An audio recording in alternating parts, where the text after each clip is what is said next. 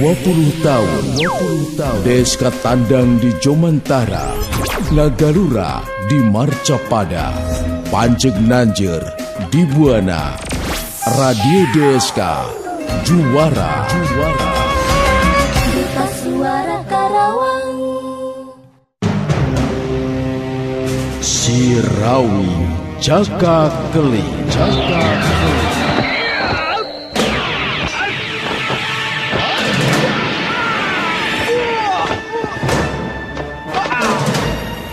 Sirawi Jaka Keli. Dongeng Sunda Roman Silat. Nunga jujut lagu mapai rundayan carita. Tandangna Jawara pilih tandi.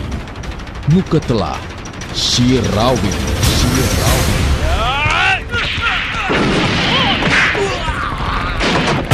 Sirawi Jaka Keli. Lambaran lalakon kahirupan, Jawara kakoncara, nutandang makalangan taya karingran. Ngumpes kejahatan, nanjirkeun bebeneran, demi katengtreman, katingkriman balarea.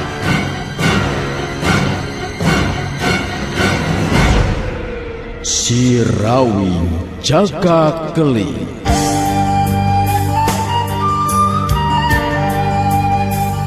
RMG Network midangkeun serial dongeng Sunda Sirawi Jaka Keli.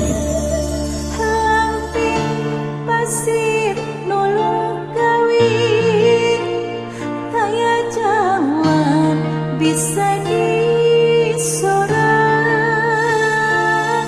Gunungna ngajegir tepati luhur, manuk mapalang caang ngaberang. Sirawi Jaka Keli. Naskah Yasana Yat R, Panutur Catur Mang Inoy. Pangreka Sora Dery Sanjaya. Pangreka Musik Rendika MG. Pangjejer Gawe Dewi Miranti. Produser Ajang Gita Noviana. Produksi RMG Record.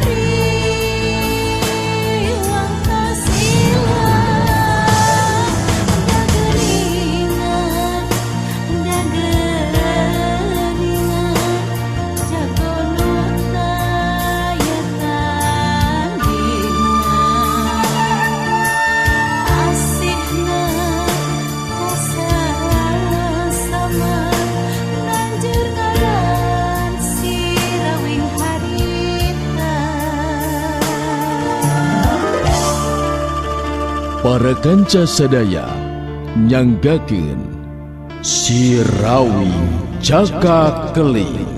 Duta Suara Karawang 103,2 FM. Sedengkeun Sirawi harita jadi pada ngariung ku urang lembur. Komo sanggeusna diwanohkeun ku Jang Aep ngeunaan saha sabenerna Sirawi. Nu memang ngaranna geus leuwih ti heula dipikawanoh ku urang lembur. Ngan kakara bisa harita tepung jeung jenisna. Malah si Aki anu tadi diajakan ngobrol ku Sirawi jadi beuki galeh ge dina nyaritana. Waduh. Ari sukan teh lain jago Aki ujang teh. Jangan lawing. Bagja bet bisa ditepungkeun di dia jeung Akinya. Dari satalina mangan ukur wawuh kana ngaranna bewungkul. Bagja jang lawing bagja ujang bagja. Geus ki hari taeun teh. kawas panggih ejeng naon bae taeun teh aki mah. Amur urang Bandungan tuh, dulur kuring si Banteng Wulungnya kapaksa imah ya aduh harapan ejeng si Jimro katut dua baturna ki. Acan nyaho ambekna si Banteng Wulung meureunnan tah. Si Aki ngararet deui ka si Rawing terus nanya penasaran. Nah kumaha gitu amun si Banteng Wulung geus ambek jang leuwih. Ningali kana tangtungan naon ya Aki mah meuni geus ngaek kieu yo. Ambek si Banteng Wulung mah ki moal anu tahan. Batu segede sirah teh sok langsung dikokos ki. Dahar kalapa diteureuy buleun. Komo dahar sangu mah henteu cukup 4 talas ki. Lalu besok aja aya bae jang leuwih mah. Manya nepikeun kan leureyan buleud kalapa naman jang leuwih. Sakabeh paneuteub dipusirkeun deui ka lebah tempatna si Banteng Wulung. Nu katingali harita tetep tenang nganti datangna panarajang anu bakal dilakukan ku si Jimro jeung 2 baturna. Aep anu nangtung gigireun si Rawing jadi penasaran. Pang-pang namah ngarasa salempang sapeda si Banteng Wulung dihurup ku tiluan. Makang Rawing nasaderek Banteng Wulung teu kudu dibantu kitu ieu teh. Sasatna dihurup ku tiluan Kang. Upama memang kudu dibantu, kuring masih kene sanggup pikeun maju Kang. Tenang jang Aep, tenang. Si Banteng Wulung dulur akang ulah boroning dihurup ku tiluan. Sanajan dihurup ku limaan, wanieun manehna mah.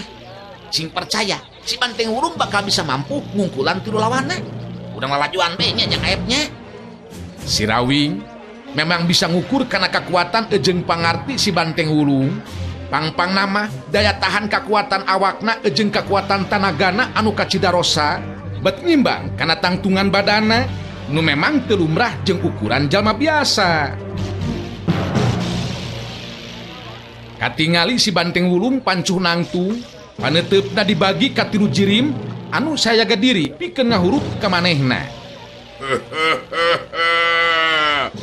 Lain kalang kanting kulinting bae oi.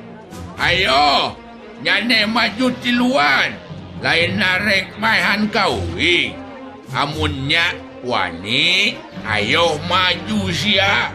Amun teu wani, balik sia. Amun hayang salamet, balik sia maneh tiluan oi.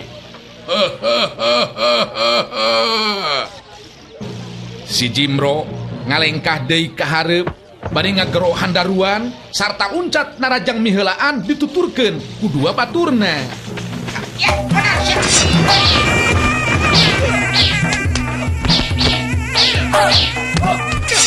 Gila. Tilu sinar bedog harita datang meh dina waktu anu bareng ngarah kana anggota badan si Banteng Wulung.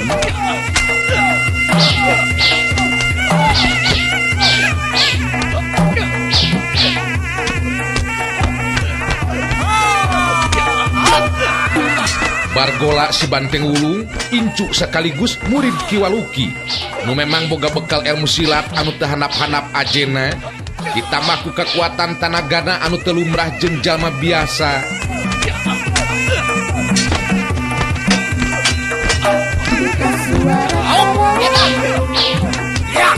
Ayo lawan.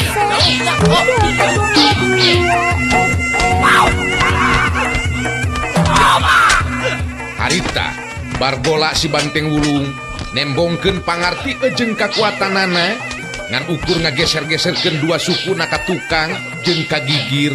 Si Banteng Wulung bisa nyingkahan sabetan bedog lawan. Kituna teh bari jeung metakeun leungeun jeung sukuna anu ngandung tanagarosa. Malah salah saurang baturna si Jimro harita kabenangan iga burungna ku tajongan si Banteng Wulung awakna ngajengkang jauhna keranan waktu langsung rubuh kana lemah. Tos, ceprot, cekat. Udah. Kebun. Baturna si Jimro harita rubuh kumaregung jeung muringis nahan ka nyeri lantaran asa remek awakna.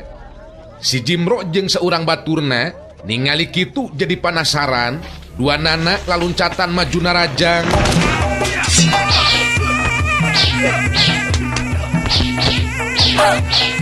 Tapi si Banteng Wulung memang geus sayaga diri tianggalna.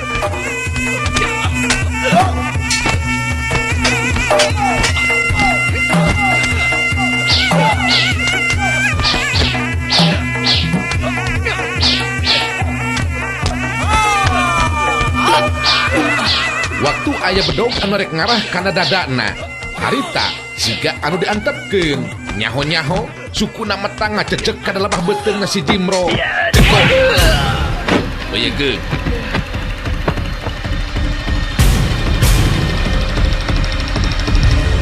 Si Jimro meyegeung bari nyekelan beteungna nu karasa ditembrag ku batu gede.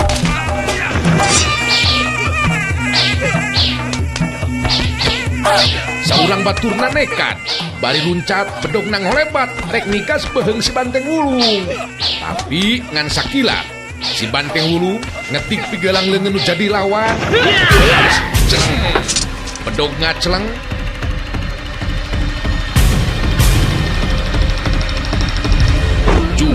Awakna diangkat diceklan lebah cangkengna. Memeh bisa ngelepaskeun diri geus dibantingkeun manten ku si Banteng Wulung.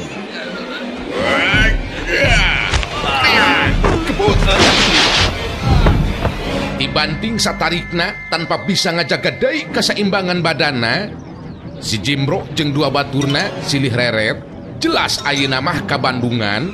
Tetela si Banteng Wulung lain bantrak-bantrakeun pangarti jeung kakuatanana. Si Banteng Wulung nulak cangkeng bari ngalenggak seuri. Terus nyarita ditujukeun kalawana anu harita maraksakeun maneh ting karoneal hudang bari muringis nahan ka nyeri.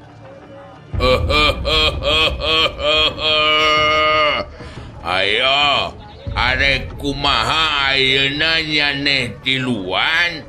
Amun teu nurut kana carita anu ing, rek kumaha maneha? Wah sia, lamun teu nurut mah nyaneh kuing leungeun jeung suku nyaneh dipotong-potongkeun sia. Atawa sirahna kuing dipalieuskeun sina malika tukang, atawa bujur dipindahkeun kana bunuk sia. Ayo nyanyi tiluan narek kumaha yeuna oi. Si Jimro jeung dua baturna jelas seber hatena. Sanajan tiluanana maksakeun maneh pikeun maju narajang deui, jelas moal aya hartina. Sabab jelas si Banteng Wulung lain lawaneun maranehna tiluan. Siga anu geus badami, tiluanana unur-unuran ka tukang, leungit kawanina nu ayangan tinggal hayang buru-buru kabur ninggalkeun eta patempatan. Sok sieun si Banteng Wulung ngabuktikeun ancamanana. Si Jimro sajroning unur-unuran ka tukang, harita nyarita ka dua baturna. Bahaya euy, leuwih hade urang kabur ayeuna mah. Urang bejakeun be ka Papah Limkok euy. Aya nu ngabela kitu. Aduh, ayo euy, bahaya euy. Bener euy, Jimro. Urang bisa dipotong-potong kan ya suku jeung leungeun lamun tetep ditagenan di dieu mah euy. Luak lieu, mundur, bereng-beng. Tiluanana harita pada lompatan kabur ninggalkeun eta patempatan, disurakan ku anu ngalalajoan mangrupa pangeussi eta pilemburan. Kemana eta teh euy? Ih, kalau kabur kuningan lain jago meneh teh Jimro. Awat kata carana morosot euy, ada si Jimro carana morosot. Tinggali euy. Rupa-rupa anu nyarita teh mepeuskeun rasa kasugemakna lantaran pihak nu nyieun teu kapanujuan tetela aya dina kaayaan kasoran tur meunang wiwirang. Katingali si Banteng Wulung lempang ngagegag nyampeurkeun ka hareupeun si Rawing bari terus nyarita. Geuningan eta tilu jago Papah Limkok teh kalakah kabur ka Ngawing. Untung uing tadi ingat kana caritaan ka Ngawing. Amun lawan geus teu wanieun atawa geus eueuh daya, henteu kudu dibinasa pan kitu ceuk ka Ngawing teh. Si Rawing nyerenge seuri bari nepakan kana beuteungna si Banteng Wulung. Tah kudu kitu, Teng. Memang kudu kitu euy. Eta kakara adi akang. Henteu kudu binasa kanu jadi lawan, Teng. Asal memang manehna geus henteu wanieun, terus deungeut daya ilang pangawasa malah kabur, geus be antepkeun Tengnya. Wah, ieu geningan kala kabeuki ngalobaan kieu nu caricing di dieu kaluar kabeh pangeusi ieu lembur ngalalajoanan uing meureunannya Kang Awing. Nya lalajo di dinya teng. Pang-pang nama ku akang teh tadi disebutkeun. Cekeng teh lamun banteng wulung ambek kalapa oge sok diteureui buleud. Kitu tah teng. Wah, Kang Awing mah deung teuingeun. Masina uing teh barakata kala anu sok ngadaangan jelema lutik. Deung teuingeun euy, uing maneh disebut budak Kang Awing mah. Lain disebut buta teng. Ngan lamun di dinya ngambek kana kitu sigana teh. Benibun celik kitu eta panon ambek ieu teh dieleketek ke gerak, dieleketek ke gerak. Lain ngambekan uing mah Kang Awing. Ngan uing amun geus kieu kumaha ieu urang ayeuna? Urang naruskeun deui lampah ngaldawa urang dahar teh ka warung Kang Awing. Anger ari kana dahar mah teu poho. Aduh, kehelat teng. Ieu urusan teh tangtu bakal aya buntutna ieu teng. Sabab babah lingkok kawilang gede pangaruhna sigana mah ye. Jadi kumaha tuh Kang Awing? Atuh meureunnan ngurang teh moal jadi dahar meureunnan.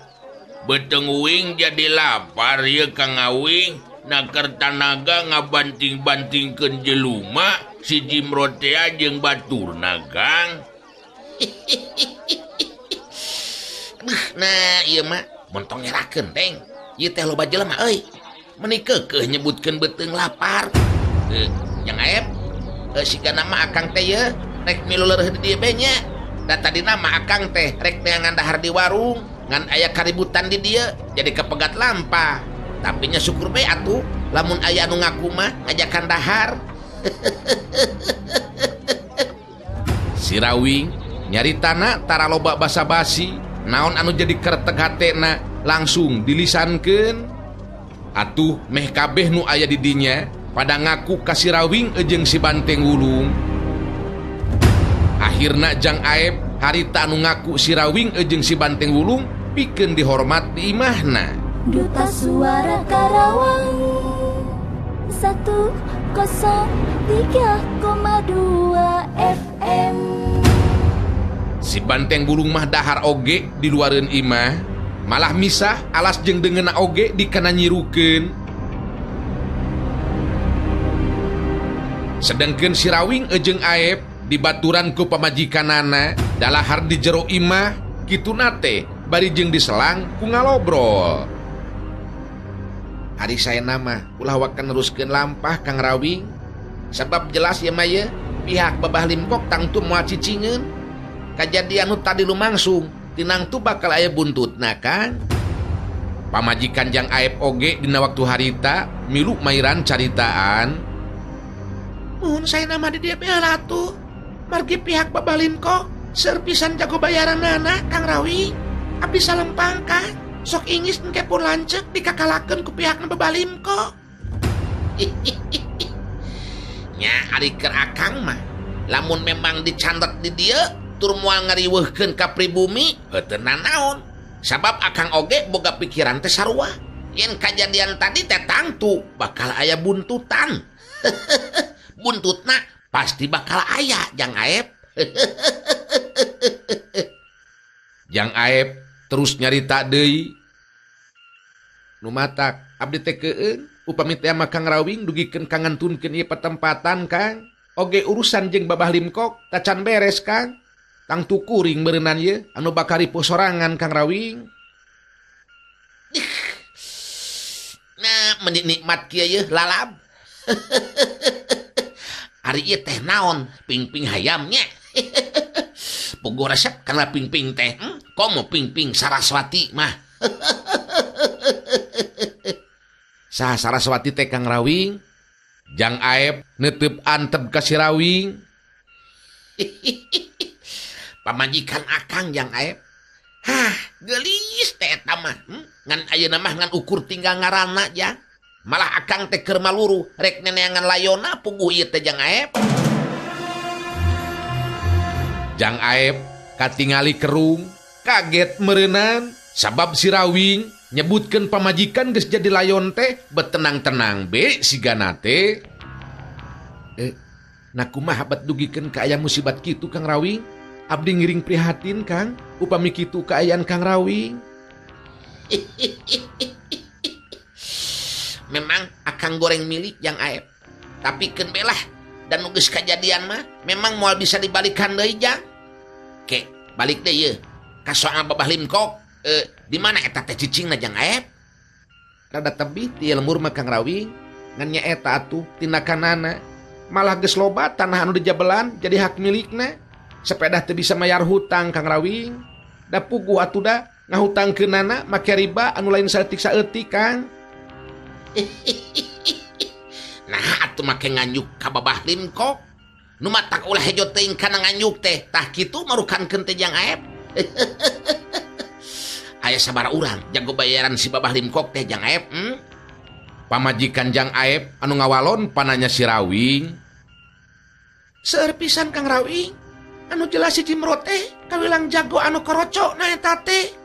Da sanes ka ilmu rungkul Kang, pangaruhna teh. Malah aya kalana Kang Rawing sok terus ngarampas anak parawan. Upama parang anu boga hutang teh teu bisa mayar. Akhirna anak parawana teh dijabel Kang Rawing. Si Rawing nyengir, ngareret kaluar kalebas si Banteng Wulung anu keur ngaleguk nginum tina lumur bato. Weh, kumaha teng? Wareg euy. Hulu hayang di dahar jeung pamatuknan teu. Kade ye, nyiruna mah ulah terus di dahar teng. Era ku pribumi atuh euy. Kadenge si Banteng Wulung teurap bari nembalan.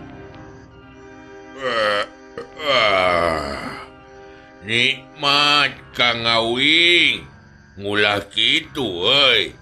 Uing najan gembul oge tara ari ngadaang nyi rumah Kang Awing. Sok ngaya-ngaya bae Kang Awing mah euy. Bisi we kurang wareg. Keureuh jeung nyiruna teng. Ulah ngarepkeun ditambahan deui ye alasna teng. Geus meunang ngatur teng nya. Cicing bae heula di dinya nya daguan nya. Si Banteng Wulung teurap nyaranekeun awakna kana tatangkalan bari nyarita deui ditujukeun ka si Rawing.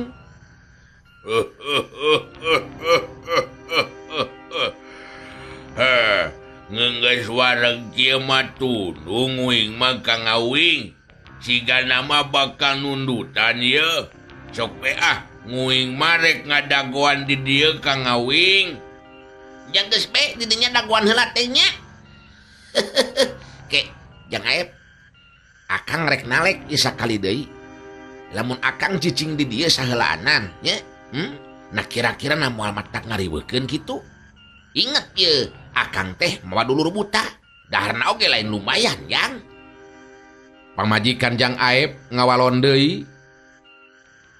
Sabiasa tukang Rawing, dari beas mah seueur di abdi oge. Teu kedah salempang kual eta, Kang. Anu penting mah urusan sareng Babah Limkok memang kedah beres, Kang. Eta jelema teh kudu anu ngawara, sangkan ngeureunkeun tindakanana Kang Rawing. Anu jelas matak ngarugikeun rakyat leutik di lembur, oge lembur anu sejena Kang Rawing.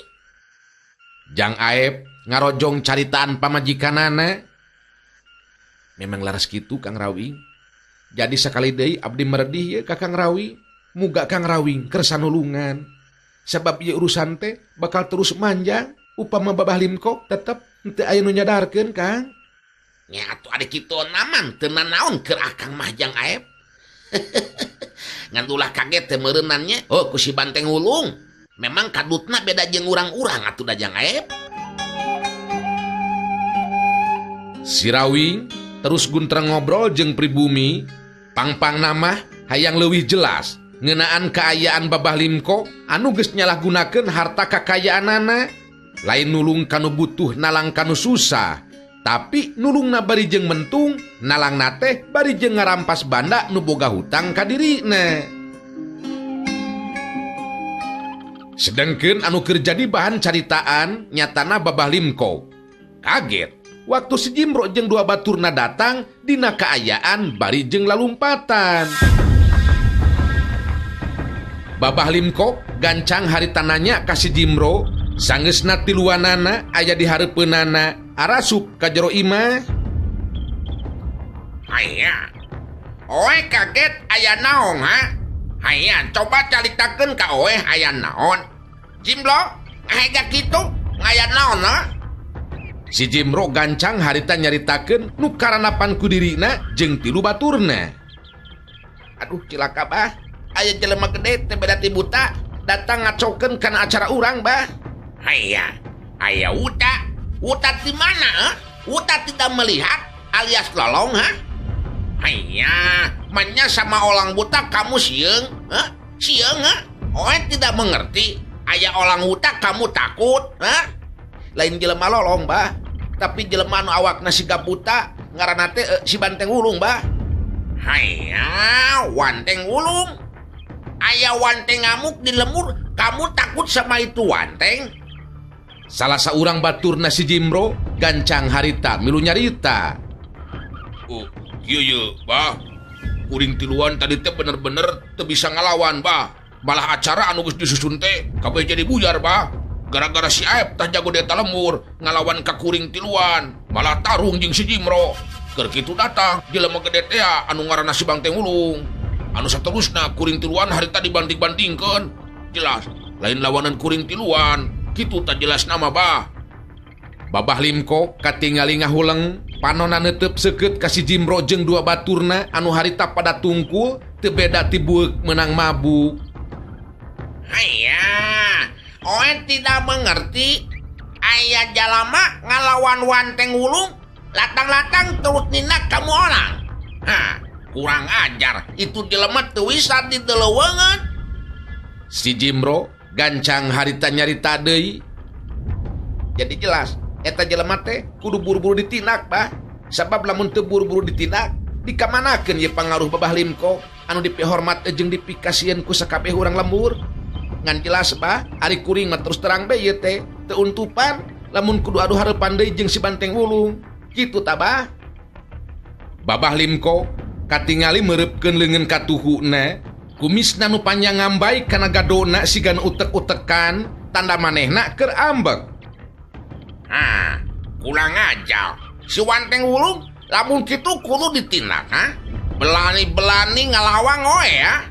Belum tahu siapa oe ha? Hanya Jimlo kalah ha? Si Wangsa kalah ha? Semua kalah ha? Oe harus bertindak. Awas si Wanteng Wulung harus diwunuh sama oe. Nu mata kudu dipaehan, bah. Sebab lamun diantepkeun urang lembur asa meunang.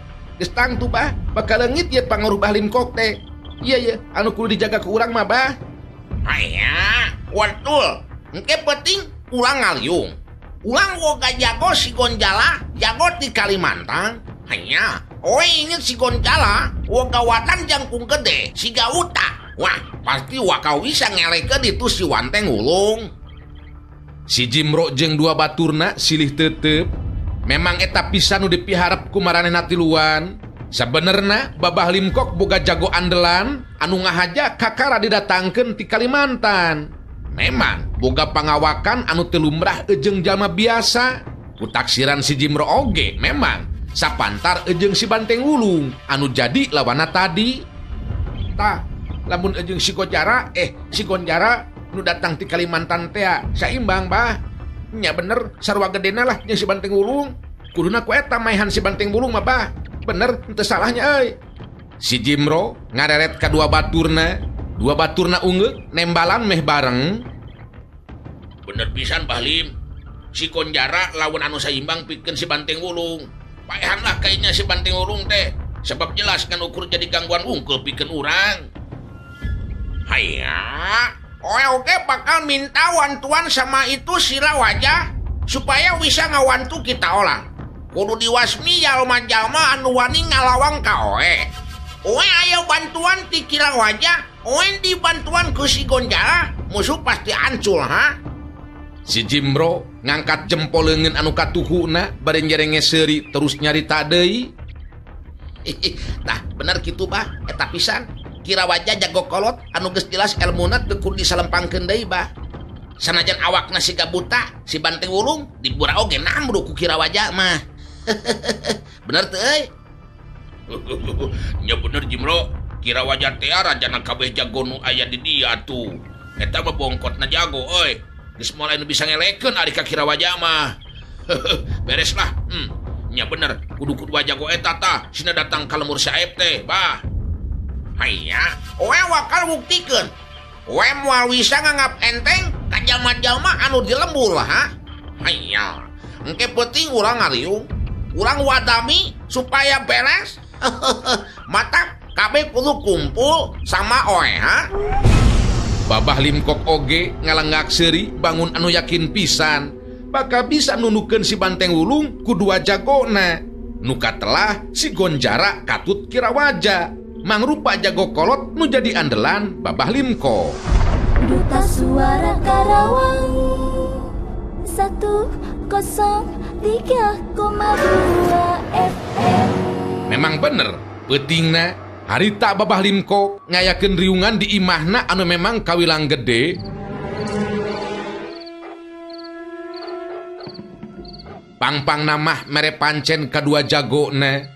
Nusa urang pangawakanana memang sapantar ejeng si Banteng Wulung, nyata ngarana si Gonjara. Ngan acan bisaeun lancar ngomong Sundana si ganate. Sedengkeun anu saurang deui mah Kirawaja mangrupa jago kolot anu geus asak pangalaman si ganate.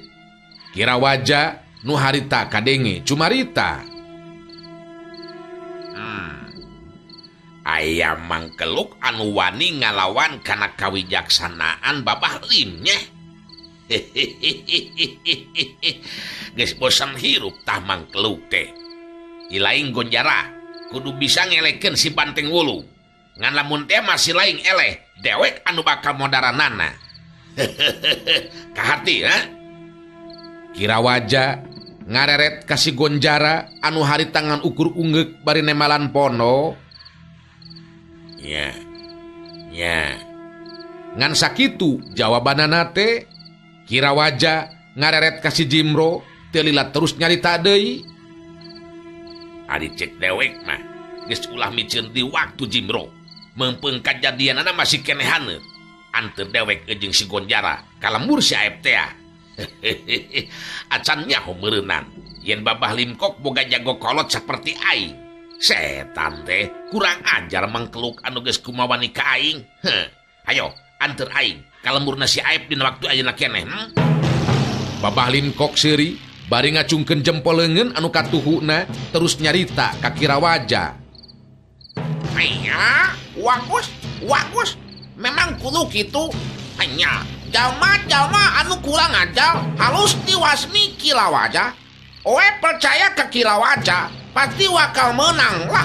Hanya, Jimlo, antul Kirawaja penting ieu keneh, ha? Ayo, walangkat sekalang. Si Jimro seuri bari terus nemalan. Lamun memang kudu penting ieu ini teu naon bah. Malah aya alusna. Memang supaya haneut keneh kajadianana. Meupeung jelema nu ngaran si Banteng Wulung pasti keneh aya di lemurna si gana teh. Kirawaja kadenge harita cumarita deui. Geus kudu biceun deui waktu si Jimro euy. Hayu, ayeuna tiluan ini dipebak ku aing mata anu ngaran si Banteng Wulung teh. Ku aing moal dideuleu awakna nu sagede buta. Deuleu sia. Hayu ini. Si Jimbro geus teu bisa baha. Da puguh di antara sakabeh jago-jago Babah Limkok, Kirawaja teh kawilang jago anu dijadikeun andelan ku Babah Limkok. Kawilang jago kolot anu mimbanda ajen pangarti anu pangpunjulna di antara maranehna. Duta Suara Karawang 103,2 FM. Atuh geus kitu mah tilu jirim harita terus arindit. Si Jimbro anu jadi tuduh jalan Sedangkan si Gonjara katingali lempang pang tukangna. Duta Suara Karawang 103,2 FM.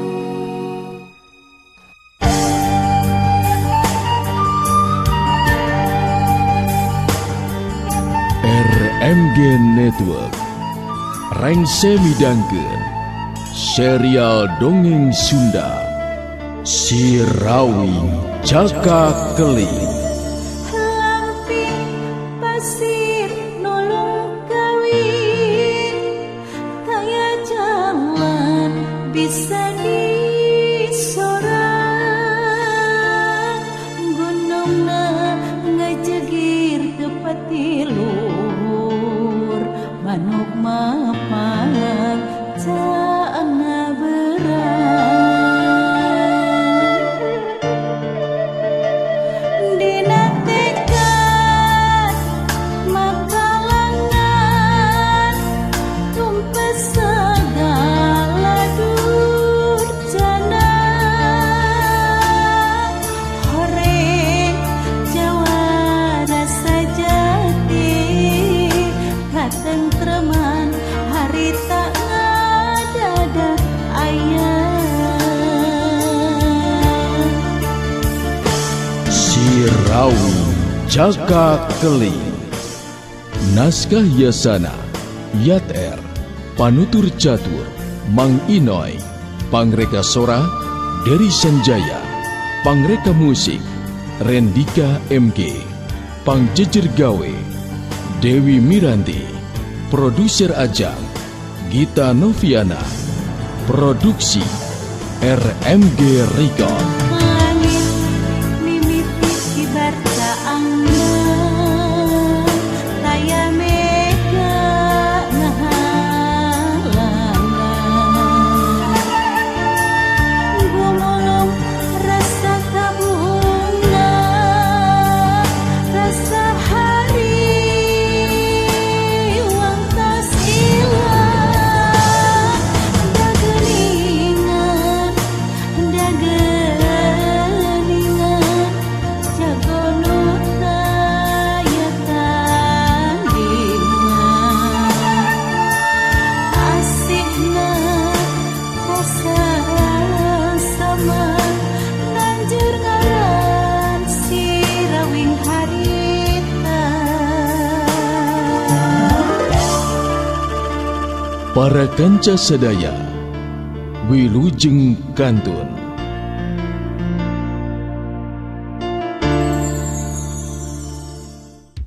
Duta Suara